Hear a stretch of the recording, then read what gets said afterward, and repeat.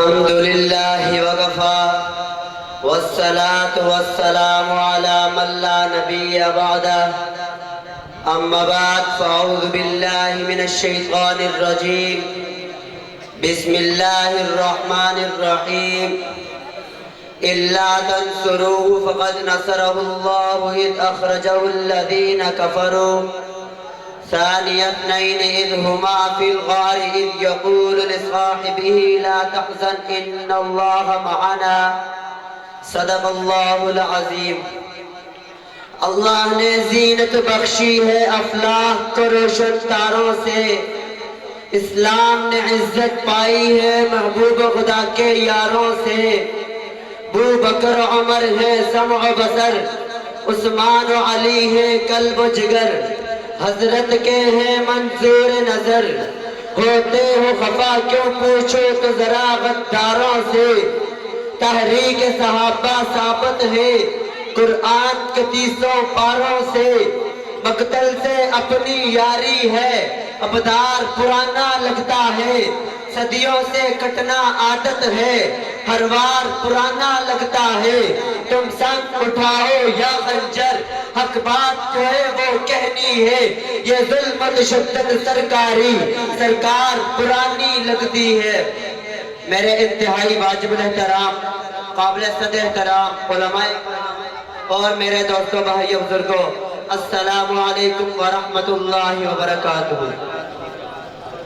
آج میں آپ حضرات کے سامنے جس شخصیت پر طاہرانہ نگاہ ڈالنے لگا ہوں، جو صدیق نبی کا رفیق اور قلب جس کا عتیق، جو انتہائی شفیق ہے، جو دل کا رفیق ہے، جو خلیفہ اول بلا فضل سراپہ عدل وفا کی غزل، جو نبی کا یار ہے وفادار ہے اور افضل البشر بعد الانبیاء کا مصدق ہے۔ سمعین محترم، جب آمنہ کے لخت جگر سرکار دو عالم صلی اللہ علیہ وسلم اس دنیا کے اندر موجود تھے تو اپنی کاوشوں سے دین کو پوری دنیا کے اندر پھیلاتے رہے۔ انبیاء کے بعد یہ مقام حضرت صدیق اکبر کو ملا، چنانچہ حضرت علی رضی اللہ تعالیٰ عنہ فرماتے ہیں کہ صدیق اکبر کی جرأت کا یہ عالم تھا کہ ایک مرتبہ حضرت عمر فاروق رضی اللہ تعالیٰ عنہ نے عرض کی کہ حضرت حالات کا بھی خیال کیجئے، تو صدیق بول اٹھا جبار بالجاہلیت وحبار بالاسلام۔ محترم سمعین،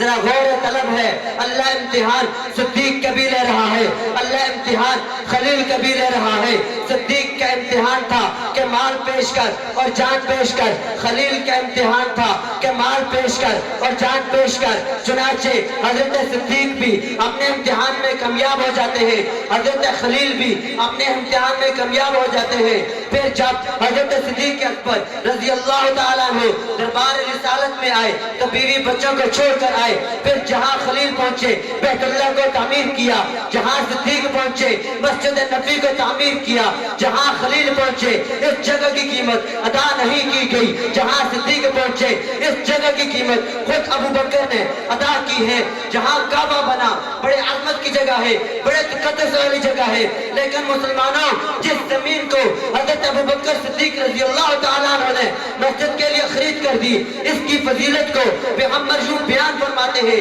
ما بین بیتی منبری روضۃ من ریاض الجنہ۔ صدیق کے متعلق جنتی ہونے کا شک کرنے والوں ذرا اتنا سوچو کہ حضرت ابو بکر صدیق وہ ہے جس نے جنت کو خرید کر قیامت تک کے مسلمانوں کے لیے وقف کر دی۔ خلیل کا امتحان اولاد کو پیش کرو، حضرت اسماعیل علیہ السلام کو پیش کر دیا۔ صدیق کا امتحان اولاد کو پیش کرو، حضرت عائشہ رضی اللہ تعالیٰ عنہ کو لا کر نبی میں قدموں میں رکھ دیا۔ سمعین محترم، 30 پاروں والے قرآن کو تو سب ہی نے پڑھا ہے، اگر عملی قرآن کو کسی نے پڑھا ہے تو ابو بکر صدیق ہے۔ اس انداز سے پڑھا ہے کہ 3 دن اور 3 راتیں آقا کا سر اپنی گود میں رکھ کر رب نے بھی کہہ دیا ورتل القرآن ترتیلا۔ صدیق ٹھیر ٹھیر کر پڑھو۔ سمعین محترم، ہر اچھے کام کی پہلی ابو بکر نے کی ہے۔ ابو بکر کہتے ہی اسے ہے جو ہر کام میں اول آئے، نبی کی صداقت میں، نبی کی رفاقت میں، نبی کے ہجرت میں، نبی کے سفر میں، نبی کے حضر میں۔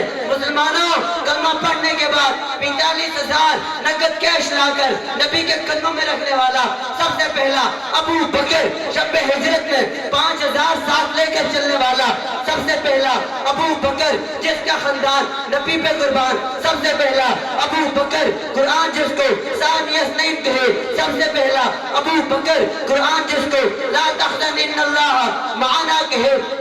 अबू बकर, कुरान जिसको फअम्मा मन अता वत्तका वसद्दक़ बिल हुस्ना का मुसद्दक़ बनाए, सबसे पहला अबू बकर, जिसकी मैयत को हैदर कर्रार ने रोजे के सामने रख कर कहा, आका गुलाम हाजिर है, अगर इजाजत हो तो दफन करे वरना जन्नत बरकी में ले जाए।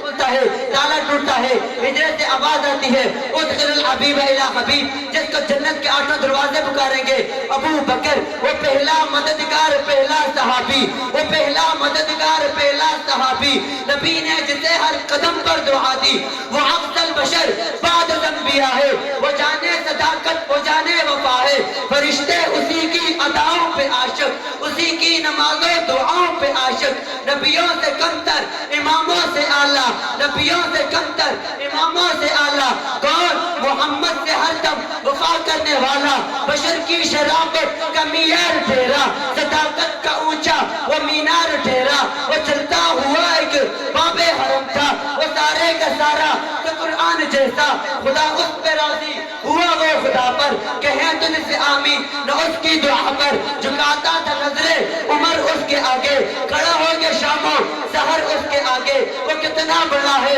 खुदा जानता है, वो कैसे बना है खुदा जानता है, तो फिर मैं क्यों न कहूँ ओ दुश्मन सहाबा बोल जरा, ये क्यों इनकार सहाबा का, हर हाल में तुझसे पूछेगा ये ताबेदार सहाबा का, मेरी जान सहाबा के हक में, अरमान सहाबा के हक में, गोजरा के सारे गैरतमंद इंसान सहाबा के हक में, वो जंगी आजम फारूकी कुर्बान सहाबा के हक में, वो जंगी आजम फारूकी कुर्बान सहाबा के हक में, आलम भी सहाबा के हक में, आमल भी सहाबा के हक में, फाजिल भी सहाबा के हक में, कामल भी सहाबा के हक में, मिक़दाद बिलाल अबू ज़र सलमान सहाबा के हक में, जब फातिमा हसन हुसैन अली कर्रार सहाबा के हक में, कुरान सहाबा के हक में, रहमान सहाबा के हक में, शोरा के पाक तखय्युर के दीवान सहाबा के हक में, गुलशन की बहार सहाबा है, रोशन मीनार सहाबा है, बदले अनवार सहाबा है, महबूब गफ्फार सहाबा है,